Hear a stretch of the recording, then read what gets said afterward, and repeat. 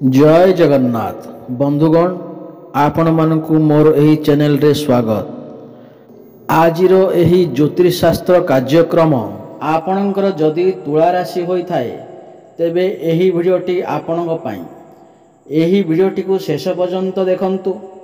तुला राशिर व्यक्ति विशेषक जीवन बदलिबाकू जाउअछि, कारण ग्रह नक्षत्र मानकर चलन रे गोटे बहुत परिवर्तन हेबाकू जाउअछि, जहा द्वारा एमानंकर जीवन रे चलिथिबा समस्त दुख कष्ट एवं समस्यार अंत हेबाकू जाउअछि एवं पुणी थरे खुशी फेरिबाकू जाउअछि। देखंतु बुध शुक्र एवं सूर्यंकर राशि परिवर्तन हेबाकू जाउछि। बृहस्पति मध्य वक्री हेबाकू जाउछंती, जहा द्वारा आपणकर जीवन रे किछि बड़ हेबाकू जाउअछि। जहा भी समस्या थला ताहा परिवर्तन हेबाकू जाउअछि। आपणकर जीवन रे चलिथिबा समस्त दुख एवं कष्टर अंत हेबाकू जाउअछि। पुनर्बार आपणक जीवन रे खुशीर लहरी फेरिबाकू जाउअछि। तेबे आसंतु जानिबा आपणक जीवन रे कौन सबु बड़ परिवर्तन हेबार अछि, जहा पूर्वरु जदि आपणकर भी तुला राशि होई थाए एवं आपण जदि माँ काली को सच्चा हृदय रे भक्ति करुथांती विश्वास करुथांती तेबे एही भिडियोटी को लाइक करी कमेंट बॉक्स रे जय माँ काली जय जगन्नाथ अवश्य लिखि दियंतु। देखंतु पूर्वरु आपणकर स्वास्थ्य खराब रहुथिला, धन जनित समस्या देखा देउथिला, आपणक ऋण नेउथिले किंतु ऋण सुझी पारु नथिले, ऋणर भार आपणक उपरे बढ़ी जाउथिला, गृह परिवार रे खुशीर वातावरण नथिला, शिक्षा क्षेत्र रे समस्या देखा देउथिला, आपणकर खर्च बढ़ी चलीथिला, समाज रे आपणकर मान सम्मान किछि रहु नथिला, आपणकु चाकरी मध्य प्राप्ति हेई पारु नथिला, संतान संतति पई आपण चिंतित रहुथिले, प्रेम जीवन रे मध्य समस्या देखा देउथिला, व्यापार वाणिज्य रे मध्य लॉस हेउथिला। तेबे जहा भी समस्या आपणक जीवन रे चलिथिला ताहा एबे दूर हेबाकू जाउअछि। आपणक जीवन रे पुणी थरे खुशी फेरिबाकू जाउअछि। आपणक जीवन रे नूतन सूर्य उदय हेबाकू जाउअछि। देखंतु शुक्रंकर राशि परिवर्तन हेउअछि। शुक्र जी कि धनर कारक ग्रह, शुक्र ग्रह को माँ लक्ष्मींकर स्वरूप माना जाए। शुक्र ग्रह आपणकर द्वादश स्थिति रे थिले, किंतु वर्तमान शुक्र आपणकर लग्न भाव रे मालव्य नामक राजयोग निर्माण करुछंती एवं शुक्र आपणकर धन स्थान को चलन करुछंती। बुध एवं सूर्य मध्य लग्न भाव को चलन करुछंती एवं बृहस्पति मध्य वक्री हेबाकू जाउछंती, जहा फल रे आपणकर सप्तम भाव रे फल देबाकू जाउछंती बृहस्पति। बंधुगण आपणकर लग्न भाव रे मालव्य नामक राजयोगर निर्माण होई अछि, जहा कि बहुत श्रेष्ठ एवं उत्तम माना जाय थाए। काल पुरुषंकर कुंडली रे मालव्य नामक राजयोगरु बहुत श्रेष्ठ विचार करा जाय थाए ज्योतिष शास्त्र रे। एही समय रे आपनको संसार समस्त सुख प्राप्ति हेबो। शुक्र हेउचंती भौतिक सुखर कारक ग्रह, तो आपनको समस्त प्रकार भौतिक सुख प्राप्ति हेबो। एही समय रे आपणकर चेहरा रे खुशीर लहरी आसीबा, आपण सुंदर देखिबाकू लागिबे। पूर्वरु जदि आपणकर किछि स्वास्थ्य समस्या रहिथिला तेबे सेथिरे मध्य सुधार आसीबाकू जाउअछि एवं शुक्र हेउचंती धनर कारक ग्रह, तो आपणकु आकस्मिक धन मध्य प्राप्ति होई पारे, प्रचुर धन मध्य प्राप्ति होई पारे, चारि दिगरु आपणकु लाभ ही लाभ प्राप्ति होई पारे।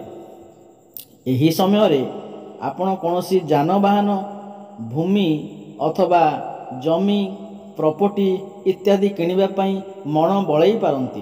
प्रेम जीवन पई एही समय अत्यंत शुभ अटे। आपणकर प्रेम जीवन रे सुख फेरी आसीबो। पूर्वरु जदि आपणकर प्रेम जीवन रे किछि समस्या लागि रहिथिला सेथिरे मध्य सुधार आसीबो। आपण दुई जनक मध्य रे भल पाइबा बढ़िबो। आपण एही समय रे बहुत ଇମୋସନାଲ ହିଁ ରହିବେ, ବହୁତ ରୋମାଣ୍ଟିକ ସ୍ୱଭାବର ଦେଖାଯିବେ। ଆପଣ ଆପଣଙ୍କର ପାର୍ଟନରଙ୍କ ସହିତ କୌଣସି ସ୍ଥାନକୁ ଭ୍ରମଣ କରିବାକୁ ଯାଇପାରନ୍ତି, କାହିଁକି ନା ଭ୍ରମଣ ସୁଖ ମଧ୍ୟ ଆପଣଙ୍କୁ ପ୍ରାପ୍ତି ହେବ। ଏବଂ ଶୁକ୍ର ଏଠାରେ ବସି ଆପଣଙ୍କର ସପ୍ତମ ଭାବକୁ ଦେଖୁଛନ୍ତି ଏବଂ ଦେବଗୁରୁ ବୃହସ୍ପତି ମଧ୍ୟ ବକ୍ରି ହୋଇ ଆପଣଙ୍କର ସପ୍ତମ ଭାବରେ ଫଳ ଦେବେ। ଏହି ସମୟରେ ଆପଣଙ୍କର ବିବାହ ହୋଇପାରେ। ଯେଉଁମାନଙ୍କର ବିବାହ ହୋଇପାରୁନଥିଲା ସେମାନେ ବହୁତ ଅଧିକ ଚିନ୍ତାରେ ରହୁଥିଲେ, ତ ସେମାନଙ୍କର ବିବାହ ଯୋଗ ମଧ୍ୟ ଖୋଲିଯିବ। ବିବାହ ପ୍ରସ୍ତାବ ଘରକୁ ଆସିପାରେ ଏବଂ ଫାଇନାନ୍ସିଆଲି ମଧ୍ୟ ହୋଇପାରେ ଏବଂ ଆପଣଙ୍କର ଭଲ ପାଇବା ବିବାହର ରୂପ ମଧ୍ୟ ନେଇପାରେ। ଏବଂ ସପ୍ତମ ଭାବ ଡେଲି ଇନକମର ଭାବ ହୋଇଥାଏ, ବେପାର ବାଣିଜ୍ୟରେ ଭାବ ହୋଇଥାଏ, ବୈବାହିକ ଜୀବନର ଭାବ ହୋଇଥାଏ। ତ ଏହି ସମୟରେ ଆପଣଙ୍କର ଡେଲି ଇନକମ୍ ବଢ଼ିପାରେ। ବେପାର ବାଣିଜ୍ୟ କ୍ଷେତ୍ରରେ ଆପଣ ବହୁତ ଅଧିକ ଉନ୍ନତି କରିବେ। ଆପଣ କୌଣସି ନୂତନ ବେପାର ମଧ୍ୟ ଆରମ୍ଭ କରିପାରନ୍ତି। ବେପାର କ୍ଷେତ୍ରରେ ଆପଣଙ୍କର ଗ୍ରାହକ ବଢ଼ିପାରନ୍ତି। ଡେଲି ଇନକମ୍ରେ ବୃଦ୍ଧି ଆସିବ। ଆପଣ ପଇସା କିଛି ରୋଜଗାର କରିପାରିବେ, ସଞ୍ଚୟ ମଧ୍ୟ କରିପାରିବେ। ବୈବାହିକ ଜୀବନରେ ମଧ୍ୟ ଖୁସି ଫେରି ଆସିବ। ବୈବାହିକ ଜୀବନରେ ଯଦି କିଛି ସମସ୍ୟା ଚାଲୁଥିଲା ତେବେ ସେଥିରେ ମଧ୍ୟ ସୁଧାର ଆସିଯିବ। ମଧୁର ସମ୍ପର୍କ ସ୍ଥାପନ ହେବ। ଆପଣ ଦୁଇ ଜଣଙ୍କ ମିଶି କିଛି ଫ୍ୟାମିଲି ପ୍ଲାନିଂ କରିପାରନ୍ତି, ବାହାରକୁ ବୁଲାବୁଲି କରିବାକୁ ଯାଇପାରନ୍ତି ଏବଂ ଯେଉଁମାନେ ବି ସନ୍ତାନର କାମନା ରଖୁଥିଲେ ତାହା ସେମାନଙ୍କର ମଧ୍ୟ ପୂରଣ ହୋଇପାରେ। ଆପଣ ଦୁଇ ଜଣଙ୍କ ତାଳମେଳ ଭଲ ରହିବ। ଆପଣଙ୍କର ଲାଇଫ ପାର୍ଟନରଙ୍କର କ୍ୟାରିୟରରେ ମଧ୍ୟ ଗ୍ରୋଥ ଆସିବ। ସମାଜରେ ଆପଣଙ୍କୁ ମାନ ସମ୍ମାନ ପ୍ରାପ୍ତି ହେବ ଏବଂ ଏହାପରେ ଶୁକ୍ର ଆପଣଙ୍କର ଦ୍ୱିତୀୟ ଭାବ ଧନ ଭାବକୁ ଚଳନ କରିବେ ଏବଂ ବୃହସ୍ପତି ଶୁକ୍ରଙ୍କୁ ଦେଖିବେ।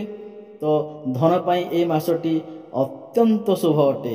ଆପଣଙ୍କୁ ଆକସ୍ମିକ ଧନ ପ୍ରାପ୍ତି ହେବ, ଚାରି ଦିଗରୁ ପ୍ରାପ୍ତି ହେବ, ପାରିବାରିକ ସୁଖ ପ୍ରାପ୍ତି ହେବ, ଘର ପରିବାରରେ ଆପଣଙ୍କୁ ମାନ ସମ୍ମାନ ପ୍ରାପ୍ତି ହେବ। ଶନି ଆପଣଙ୍କର ପଞ୍ଚମ ଭାବରେ ବସି ଲାଭ ଭାବକୁ ଦେଖୁଛନ୍ତି, ଏକାଦଶ ଭାବକୁ ଦେଖୁଛନ୍ତି। ତ ଆପଣଙ୍କ ଲାଭ ପ୍ରାପ୍ତି ହେବ। ଆପଣଙ୍କର ଗୋଟିଏ କୌଣସି ବଡ଼ ଇଚ୍ଛା ମଧ୍ୟ ପୂରଣ ହୋଇପାରେ। ବିଦ୍ୟାର୍ଥୀମାନଙ୍କ ପାଇଁ ସମୟ ଅତ୍ୟନ୍ତ ଶୁଭ ଅଟେ। ସେମାନେ ସେମାନଙ୍କର ଶିକ୍ଷା କ୍ଷେତ୍ରରେ ବହୁତ ଉନ୍ନତି କରିବେ। ଯଦି ଆପଣଙ୍କର କିଛି ପରୀକ୍ଷା ଥାଏ ତେବେ ସେଥିରେ ଆପଣ ନିଶ୍ଚୟ ଉନ୍ନତି କରିବେ।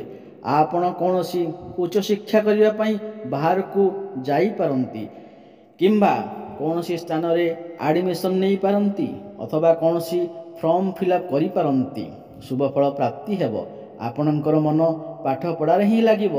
ଆପଣଙ୍କ ଜ୍ଞାନ ବଢ଼ିବ ଏବଂ ବୁଦ୍ଧି ବି ବଢ଼ିବ। ଜ୍ଞାନ ଏବଂ ବୁଦ୍ଧି ବଳରେ ଆପଣ ବହୁତ ଉନ୍ନତି କରିବେ, ବହୁତ ଉପରକୁ ଯିବେ। ଦେଖନ୍ତୁ ମଙ୍ଗଳ ଆପଣଙ୍କର ଭାଗ୍ୟ ଭାବରେ ଅବସ୍ଥାନ କରିଛନ୍ତି ଏବଂ ଭାଗ୍ୟ ଭାବରେ ଅଧିପତି ବୁଧ ଆପଣଙ୍କର ଉଚ୍ଚ ସ୍ଥାନରେ ଅଛନ୍ତି। ଏହାପରେ ଆପଣଙ୍କ ଲଗ୍ନ ଭାବକୁ ଚଳନ କରିବେ। ଏହାପରେ ଆପଣଙ୍କ ଭାଗ୍ୟ ବହୁତ ଭଲ ରହିବ। ଭାଗ୍ୟର ସାଥ ମିଳିବ ପ୍ରତ୍ୟେକ ଦିଗରୁ। କମ୍ ପରିଶ୍ରମରେ ଆପଣଙ୍କୁ ବହୁତ ଅଧିକ ସଫଳତା ମିଳିବ। ଭାଗ୍ୟ ବଳରେ ଏହି ସମୟରେ ଆପଣ ବଡ଼ ଇନଭେଷ୍ଟମେଣ୍ଟ କରିପାରନ୍ତି କିମ୍ବା କୌଣସି ବଡ଼ କାର୍ଯ୍ୟକୁ ଆରମ୍ଭ କରିପାରନ୍ତି। ଆପଣଙ୍କ ମନ ଧର୍ମ ଆଡ଼କୁ ଅଗ୍ରସର ହୋଇପାରେ। ଆପଣ କୌଣସି ଧାର୍ମିକ ସ୍ଥାନକୁ ଯାତ୍ରା କରିପାରନ୍ତି। ସାମାଜିକ କଲ୍ୟାଣ କାର୍ଯ୍ୟରେ ଆପଣ ମନୋଯୋଗ ଦେବେ। କ୍ୟାରିୟର କ୍ଷେତ୍ରରେ ମଧ୍ୟ ଆପଣ ବହୁତ ଅଧିକା ଉନ୍ନତି କରିବେ, କାହିଁକି ନା ମଙ୍ଗଳ ଆପଣଙ୍କ କ୍ୟାରିୟର ଭାଗକୁ ଚଳନ କରିବେ। କ୍ୟାରିୟର ଭାବରେ ଆପଣ ସବୁ କାମ ସୁରୁଖୁରୁରେ କରିପାରିବେ। ପ୍ରମୋସନ୍ ହେବାର ମଧ୍ୟ ଯୋଗ ବନୁଅଛି। ଯେଉଁମାନଙ୍କ ପାଖରେ କୌଣସି ଚାକିରି ବାକିରି ନାହିଁ ସେମାନଙ୍କୁ ନୂତନ ଚାକିରି ପ୍ରାପ୍ତି ହେବାର ସମ୍ଭାବନା ଅଛି। କର୍ମକ୍ଷେତ୍ରରେ ଆପଣ ଅଜବ ଶାନ୍ତିର ଅନୁଭବ କରିବେ, କିନ୍ତୁ କାହା ସହିତ ଆର୍ଗୁମେଣ୍ଟ କରନ୍ତୁ ନାହିଁ। କଥାର ସମାଧାନ ଶାନ୍ତି ଉପାୟରେ କରନ୍ତୁ, ନଚେତ୍ ଆପଣ ଅସୁବିଧାରେ ପଡ଼ିପାରନ୍ତି। ଆପଣ ନିଜ କର୍ମକୁ ନେଇ କୌଣସି ବାହାର ଜାଗାକୁ ଯାତ୍ରା କରିପାରନ୍ତି। ବିଦେଶ ଯିବାର ଯୋଗ ମଧ୍ୟ ବନୁଅଛି। ବିଦେଶରେ ରହୁଥିବା କାର୍ଯ୍ୟରତ ଲୋକଙ୍କ ପାଇଁ ସମୟଟି ବହୁତ ଶୁଭ ଅଟେ। ସେମାନଙ୍କ ଲାଭ ପ୍ରାପ୍ତି ହେବ। ଭାଇ ଭଉଣୀଙ୍କ ସପୋର୍ଟ ମଧ୍ୟ ଆପଣଙ୍କୁ ପ୍ରାପ୍ତି ହେବ। କୋର୍ଟ କଚେରୀରେ ଚାଲିଥିବା ମାମଲା ଆପଣଙ୍କ ସପକ୍ଷରେ ଯାଇପାରେ। ଆପଣ ଏହି ସମୟରେ ଯଦି ଋଣ ନେବାକୁ ଚାହୁଁଛନ୍ତି ତାହେଲେ ନେଇପାରିବେ। ଏଥିରେ କୌଣସି ଅସୁବିଧା ନାହିଁ। ଆପଣଙ୍କ ବାପା ଏବଂ ମାଆଙ୍କ ସ୍ୱାସ୍ଥ୍ୟରେ ପରିବର୍ତ୍ତନ ଆସିପାରେ। ମାଆଙ୍କର ସ୍ୱାସ୍ଥ୍ୟରେ ସୁଧାର ଆସିବ। ମାଆଙ୍କ ସହିତ ଆପଣଙ୍କ ସମ୍ପର୍କ ବହୁତ ଭଲ ରହିବ। ପିତାଙ୍କ ସ୍ୱାସ୍ଥ୍ୟରେ ଯଦି କିଛି ଅସୁବିଧା ଥିଲା ସେଥିରେ ମଧ୍ୟ ଅନେକ ମାତ୍ରାରେ ସୁଧାର ଆସିବ। ବନ୍ଧୁଗଣ, ଆପଣ ସମସ୍ତ କ୍ଷେତ୍ରରେ ଉନ୍ନତି କରିବାକୁ ଯାଉଛନ୍ତି। ତାହା ପ୍ରେମ କ୍ଷେତ୍ର ହେଉ, ବୈବାହିକ କ୍ଷେତ୍ର ହେଉ, ସ୍ୱାସ୍ଥ୍ୟ କ୍ଷେତ୍ର ହେଉ, ଭାଗ୍ୟ କ୍ଷେତ୍ର ବି ହେଉ, ବେପାର ବାଣିଜ୍ୟ କ୍ଷେତ୍ରରେ ହେଉ, ସମସ୍ତ କ୍ଷେତ୍ରରେ ଆପଣ ଶୁଭଫଳ ପ୍ରାପ୍ତି କରିବେ। ଅଧିକ ଶୁଭଫଳ ପ୍ରାପ୍ତି ପାଇଁ ମା ଲକ୍ଷ୍ମୀଙ୍କ ଆରାଧନା କରନ୍ତୁ। ମା ଲକ୍ଷ୍ମୀଙ୍କୁ ପଦ୍ମଫୁଲ ଅର୍ପଣ କରନ୍ତୁ ଏବଂ ସୂର୍ଯ୍ୟଦେବଙ୍କୁ ପ୍ରତ୍ୟେକ ଦିନ ଜଳ ଅର୍ପଣ କରନ୍ତୁ। ପ୍ରତ୍ୟେକ ଦିନ ହନୁମାନ ଚାଳିଶା ପାଠ କରନ୍ତୁ। ଆପଣଙ୍କୁ ଶୁଭଫଳ ପ୍ରାପ୍ତି ହେବ। ଯଦି ବନ୍ଧୁଗଣ ଆପଣଙ୍କର ଏହି ଭିଡ଼ିଓଟି ଭଲ ଲାଗିଥାଏ ତେବେ ଗୋଟେ ଲାଇକ୍ କରନ୍ତୁ ଏବଂ ସାଙ୍ଗସାଥିମାନଙ୍କୁ ଭିଡ଼ିଓଟିକୁ ସେୟାର କରନ୍ତୁ ଏବଂ ଏହି ଚ୍ୟାନେଲଟିକୁ ସବସ୍କ୍ରାଇବ୍ କରିଦିଅନ୍ତୁ। ରହୁଛି, ଧନ୍ୟବାଦ। ପୁଣି ଦେଖା ହେବ ଆଗାମୀ ଭିଡ଼ିଓରେ। ଜୟ ଜଗନ୍ନାଥ।